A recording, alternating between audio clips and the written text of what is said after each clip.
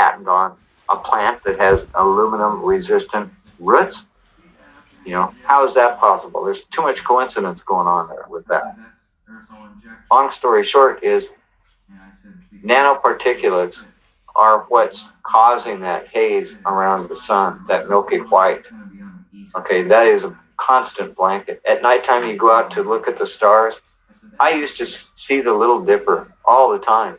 I can't see it anymore. I went out last night. It's not visible. I think I saw one star out of the Little Dipper from this location. That was it.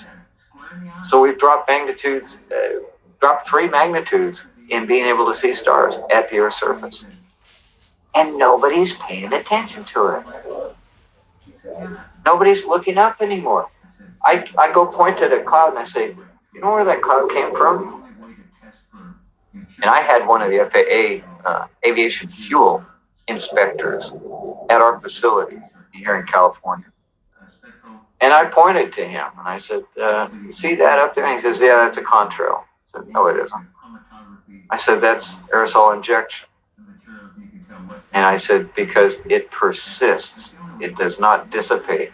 I said, in 3 months or less than 3 months, that's going to be on the east coast of the United States. Okay, depending on weather patterns. I said, that persists. And he says, that's not, those are vapor trails. And I know because I tested the fuel for aviation. And I looked at him square in the eyes. And I said, what size filter do you use to test the fuel? And he said, I said, about 3 microns. He said, yeah, that's about right. I said, these are nanoparticles. They go right through it. I said, the only way to test for impurities in the aircraft fuel is to do spectral research on it, spectral chromatography research. So you can see, you have to burn the fuel, then you get the chromatography spectral response of the materials, and you can tell what elements are in the fuel. That's it. That's the only way to do it, because we don't have any filters small enough to filter this crap out. He didn't say a word. I emailed him 3 times after this FAA inspector left our facility. And by law, the FAA is supposed to respond to each and every email that you send. He never replied. This is absolutely gut-wrenching. And unfortunately, if the AI is controlling the weather, what's to say the AI isn't controlling people that think they're doing the right thing?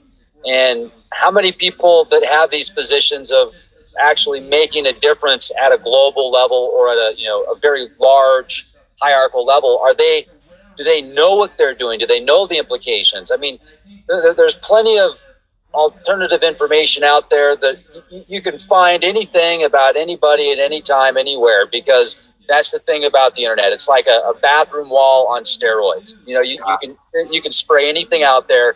And with that being said, there's also should be enough credible information and data and science, especially if you spend the money and the time to get the science and the research like you have done with your equipment. You put that together, you look at the media around you.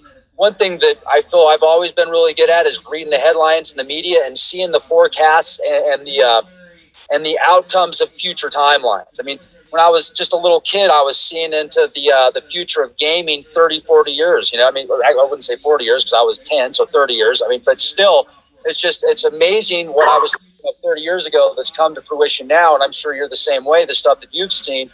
So where are we going to be at 10, 20, 30 years from now? And I think we're at a precipice where we're at a position where it's either do or don't. It's either do or don't because you won't be able to. You're not going to have a choice. So what do we do? How do we use our minds to come up with solutions and innovations to protect the planet so that not only can we live our lives, but our families, their families, their families, their families, etc. I mean, we need to figure something out fast, and we need to do something at a global level, I feel, where people need to come together and say yes.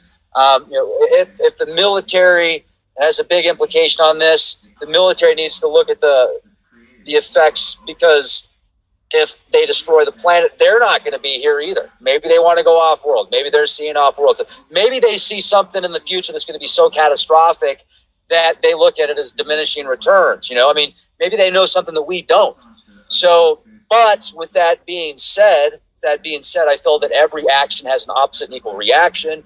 If we can come up with solutions, micro solutions that have an implication on the macro, we need to do it now. I mean, are we going to have to come up with a force field? Are we going to have to throw out solar blankets? Are we going to have to shoot certain biological agents into the atmosphere to offset all of the, certain nanotechnologies that eat the aluminum that's been sprayed out there? I mean, have you thought of things that we can do, Ray? Yes. Awesome. Hello. Very, very, very simple. Number one, you study nature. Okay. How does nature do it? Nature takes the oxygen molecule that's created over our oceans. It raises that up above our atmosphere level. Okay. That O2 particle goes all the way up to top of atmosphere. Then it blasted into O1 particles and groups onto other O2s, become O3. Okay. Nature does it that way. That provides us a natural shield against the harmful UV radiation. That makes our blanket. Problem is, oxygen in the oceans is being depleted. I would estimate, and it's just a rough estimate, that today we only have 30% of the oxygen generating capacity in our oceans because they're becoming deoxygenated. Okay? The particulate, the O2 particle, the O2 molecule, has a hard time getting through the pollutants that are between sea level and 90,000 feet. It can't get there anymore. It's being destroyed by all the pollutants that were in there. These other molecules that are up there floating around, they love oxygen, man. They just suck it up. It's gone. Okay, so what we've got a 30% and maybe 10% of that's reaching the upper atmosphere. You know, that's a reduction of 80, 85, 90% of the O2 reaching our atmosphere. That's all we have to do, though. Put oxygen back to the top of atmosphere. Take these airplanes up there. Just put oxygen back in the atmosphere. Let the sunlight blast those particles apart to form ozone layer. Let it make our blanket back again. Build it back up to 100%. All of a sudden, they can stop their aluminum particulate spraying, whatever, potash, whatever it is. You know, they can stop that. However, they're not going to be able to control the weather anymore. Okay, and that's the issue. I'm not going to say the name of this aeronautics company, but there is a aeronautics company in California. I recently went out to China Lake for some on-scene reporting, met some great people, and I'm actually working with somebody out there right now that is doing even more research into underground tunnels and facilities and these railroad systems. But we found, or he found, and he shared with me, thank you, Joe, you're a legend, my friend. He said, look, man, there's all this coal on the tracks. And then we looked at this company that it's next to, and it's an aeronautics company that it's next to. And then he thinks that this tunnel system goes underground and it connects to China Lake. And then I found all these giant planes out there in China Lake, you know, these commercial jets. You can even see on Google Maps, they're like clumped together. So I'm thinking coal, aeronautics company, China Lake, a bunch of military commercial sized jets. Why would they have, and then I'm thinking of the underground facilities that might be at China Lake, and I'm thinking, why would they need coal to power that place? They'd probably use something else. But then I thought, and then somebody made this real long comment on the channel and said, Rex, coal ash. They're spraying coal ash into the atmosphere to mimic a volcano. And they've openly talked about this. So maybe the aeronautics company is taking that and they're spraying it into the atmosphere. They're doing mixtures and they're attempting to keep the planet cool by spraying coal ash. Your thoughts? Yep. That's as far as the scientists could get with something that was as natural a component as they could find on Earth. But they didn't study the process far enough. And that was what creates ozone to begin with. What is ozone's function? Ozone's function, the ozone layer, upper atmosphere layer, is to let non-harmful spectral radiation reach the Earth's surface. You start messing with that, and, years ago I said that we maybe had 30% of our upper ozone layer left. I don't know what that is. I would need the computer system in order to compare source to my data. And then I could tell you how much is there. But we don't have a reference model from 60 years ago, 70 years ago. We don't know what normal is. But I do know nature takes that oxygen molecule from the ocean, puts it top of the atmosphere, bingo, UV hits it, becomes ozone, everything's happy. We got a blanket again. It doesn't harm life. Okay, the O3 stays up there. It's pretty lightweight stuff. Okay, for the most part, the upper ozone layer doesn't get below, I would say, guess-wise, probably 45,000 feet. There are some in industry that generates ozone on the ground, and ozone can have harmful effects on life. Okay, some of it's good, some of it's not. People are familiar with the ozone generated from a lightning bolt during a lightning storm, or that static charge. It will give you ozone in the air, and they smell that. It smells clean and refreshing, but there's a limit to that. You can't take too much of it. It's like, getting the mule, mixing sawdust in with the oats, with the mule. I say, damn it, I just got finished mixing the sawdust with the oats, and I got over to 100% sawdust, and the damn mule died. We're there. We're there. We're the mule. Sawdust has come down on us all. Dude, it's getting, I would like to add this, though. It seems as if there's something out there that really wants us to blossom and really wants us to make it, because we're in this Goldilocks zone and we've got so many opportunities. So for as much negativity as out there, I think that we can actually come up with a solution. And if not, I don't think we'd still be here. I really don't. There's 460 nuclear reactors around the world, approximately. The earthquakes that California should have seen over the past 100 years that they haven't. So it's like this past 100 years has been like we have a chance now to do something. So now that we are talking about this, and now that people are becoming aware and at least have the right to know, because hopefully that universal law still implies, and I hope that it still implies with AI as well, that we have a right to know about something and do something about it before it happens. Like whether it's a gentleman's bet that takes place with 101 people that rule the world that are sitting around this octagon table deciding what's going to be for dinner for us, or if we're actually going to be for dinner.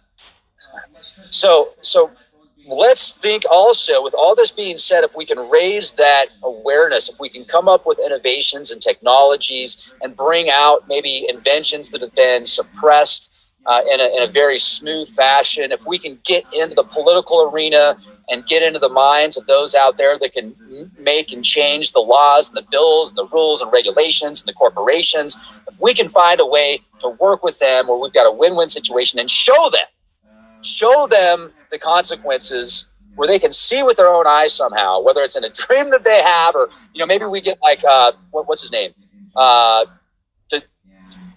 the professor, right, where he's just like, and he puts something in your mind, and you're like, oh my gosh, I can see it, get his hand off me, where we can come up with something like that, because really we need to do something. And let me ask you one more question before we close. I'm about out of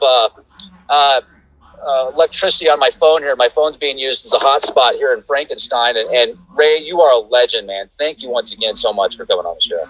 Oh, it's great, Rex. I continue to take data, and I'll, if anybody has any suggestions for how they'd like to see the data on the website, I'll do my best to put it out there. the biggest thing is I'm trying to monitor our atmosphere because I like to breathe for the most part. When that stops, I'll be on to the next thing, whatever that is, you know. But I want to see my grandkids have families of their own, to enjoy their life. And it ain't going to last long if we don't take care of it. And what you said about it kind of being over the precipice, we're on an exponential path to not being here pretty soon if we're not careful. And I think I have a very positive outlook on everything. All you have to do is be willing to learn and be willing to become conscious. Get out of the compulsiveness. You know, it's like I generate a lot of recyclable materials. With 11 cats, you know that I've got kitty litter up to wazoo. It's like, what can I do to help the environment on kitty litter? Well, I don't have a plot of land big enough to recycle that with the landfill. But there are people who do. You need to get in touch with that. Okay, it's get involved with planet Earth. Until we get the UV issue straightened out at altitude with the trees, it's not going to do any good to try and replant those trees because the seedlings will be dead within 6 months. Okay, we got to take care of our atmosphere first. Get the pollutants out of it and put oxygen back at the top of the atmosphere. The powers that be, I don't know, we'd have to be a pretty damn big group in order to get through it. You know, there are some big groups that have lobbying capacities in Washington, D.C., and at some point it all becomes political. With this presidential race going on right now, there's some that are concerned about the ecosystem, but they're not totally knowledgeable about it. They don't understand it. They haven't been in it long enough. They're politically oriented, not geophysically oriented. We need to focus on planet Earth first. Period. You know, in my opinion, there should be one political party, and we just vote for whoever is the best for the job. Period. You know? There you go. Yeah, I mean, your political party could be all sorts of different things. Yeah, we'd be pretty united at that point. You know, one group. Be hard to. I mean, sure, we got disagreements too, but occasionally I don't agree with my neighbor, but that's usually because the belief is stuck in the way and I'm not listening to what could be the truth. So I got to keep my mind open, positive thoughts all the time, and just do whatever I can. Be willing. Right on. All right, so two questions here. I had one, but now I got two. I've got like 30 of them, but I've broken it down to two, where I've settled it down to two. So April says, ask him about organisms in the atmosphere. Are you aware of organisms in the atmosphere? Yes. Ever since we have a Lawrence Livermore Laboratory. There's a fellow that worked there years ago and basically wrote a paper on how to introduce pathogens into the atmosphere. And I've experienced those pathogens. January, February of this year, I was on antibiotics for pneumonia. And I'm still recovering from that. Because when you get old like me, it takes a long time to recover. And it hit me so fast that I knew the day that it happened. It was a wave front that came over, and there was water with it. So we got rain, and out of that rainwater coming out of the atmosphere, I became infected. That happened to me. And I know there are pathogens being put in the atmosphere. And why somebody would do that is well beyond me. The military is pretty ruthless. You know, the military history in the United States, they have tested some of their items on people here in the U.S., citizens.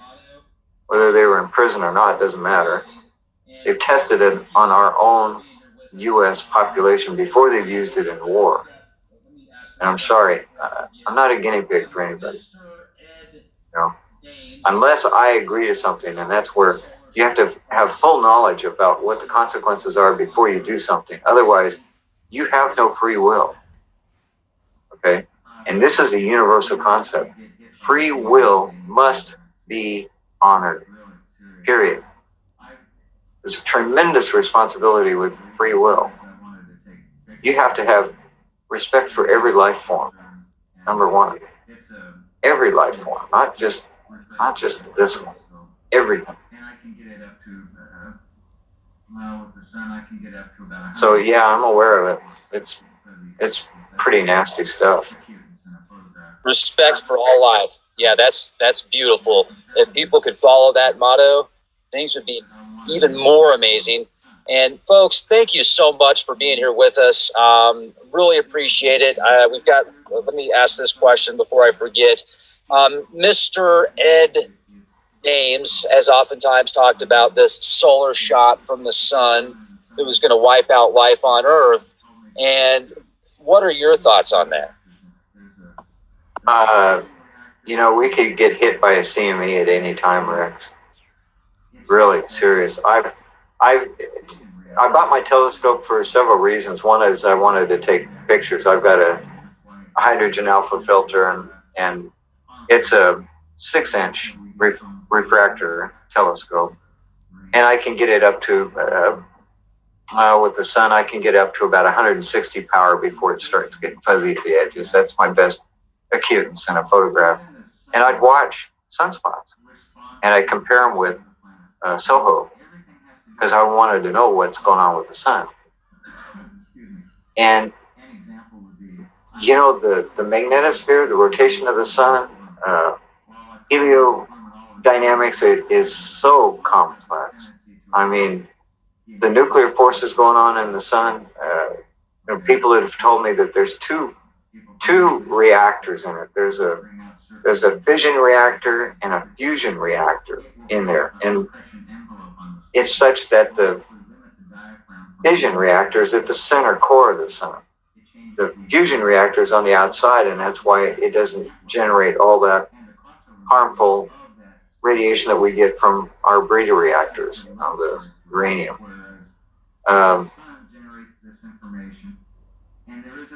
With the rotation of that, even the sun responds to the position of the planets. It's everything has to do with everything else. It's like, excuse me. An example would be, I have this really, really great speaker, and I want to put it in this room.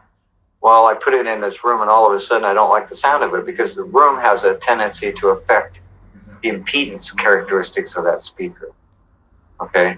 It's like people familiar with the Helmholtz resonator. They want to bring out certain band passes of frequencies. It will form a compression envelope on the speaker. It will actually limit the diaphragm from being able to have full excursion. It changes the impedance structure of it. Well, that impedance goes back to the amplifier and the crossover network of that speaker, and changes the load characteristics, whereas the sun generates this information, and there is a feedback loop to the sun from the solar system. When the solar system gets further away, the sun kind of says, oh, I don't have quite as much load on me, bling, and there goes a CME off in a direction. And we've seen those from time to time. I can't predict those. We could get hit at any time. My best guess would be when we were at solar minimum, because that would be the least load on the sun.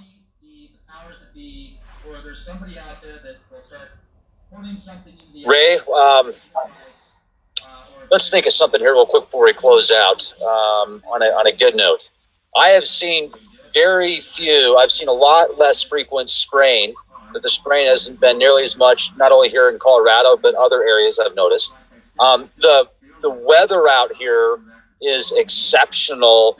The snowpack was very high this year. I think in some areas it was even 1,000% above normal. So one of the best winters we've had in over a decade out here in Colorado. This is people say, what happened to all the insects? Well, they've all been on my window, folks, because I've put about 9,000 plus miles on Frankenstein over the past 3 months.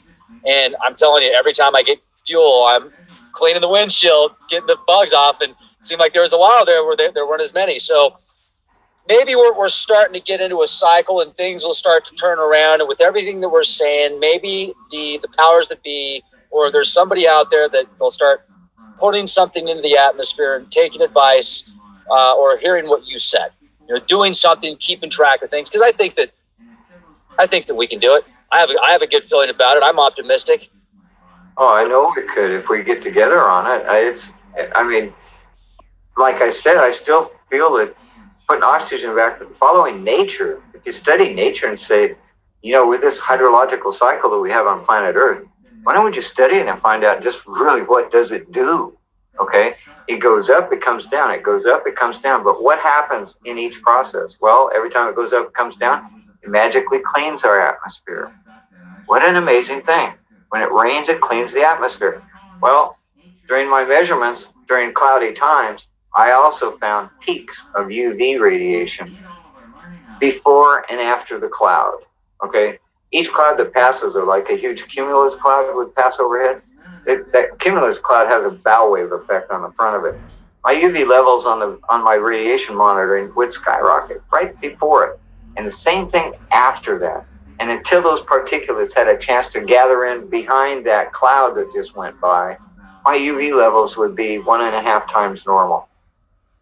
Okay, and I've got 3D scans showing those clouds, showing different attenuation factors. And I've got one cloud that looks like it had to been made out of pure aluminum because it got a sharp cutoff in all data. And it just sharp cut off for a period of time and then straight back up again. I mean, it was a phenomenal picture. And I've got that. I should put that on the website too. Following nature. We got to follow nature. Nature teaches us if we pay attention, if we learn what's in front of us. We don't get all of our learning out of school. What some teacher thinks I should do in my life is none of their business. Each of us has our own predisposition. It should be whatever talent you have or whatever talent I have, let the people pursue it. Because if they have the consciousness to take care of this life on Earth, they will learn about it and they will be part of the solution. And that's what we need.